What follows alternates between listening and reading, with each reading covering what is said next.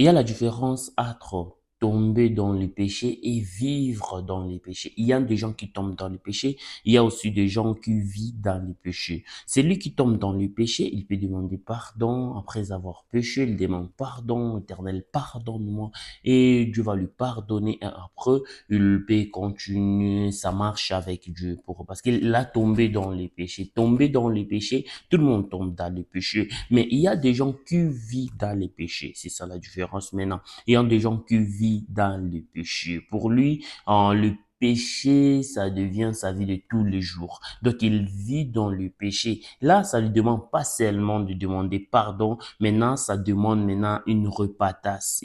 Ça demande maintenant la repatasse. Repatasse, c'est quoi? Repatasse, c'est pas seulement demander pardon. Repatasse, c'est faire comme un demi-tour. Par exemple, tu marchais à droite, tu prends la décision de marcher à gauche. Tu vas dans le péché, tu prends la décision de laisser le péché, d'abandonner le péché et de suivre Jésus.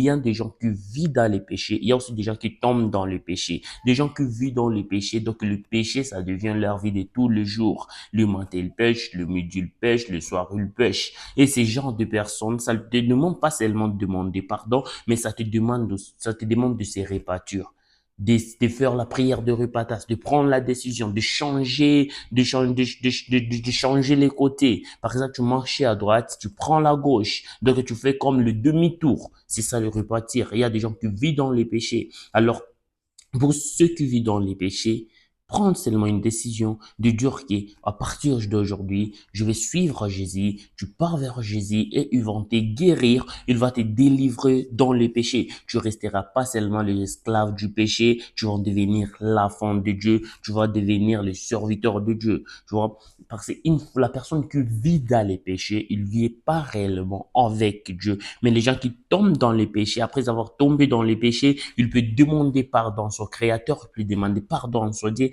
et Dieu lui pardonne, il continue sa marche avec Dieu. Mais celui qui vit dans le péché, il n'est pas avec Christ, même s'il ne se rend pas compte, mais en lui, il n'y a pas Jésus à lui, il n'y a pas Dieu en lui. Pourquoi? Parce que lui, il vit dans les péchés. C'est ça la différence. Il y a des gens qui vivent dans les péchés, il y a des gens qui tombent dans les péchés. Alors, si toi, tu vis dans les péchés, c'est ça les moments. Rebattez-vous et acceptez Jésus comme ton Seigneur et Sauveur. Donnez ta vie à Christ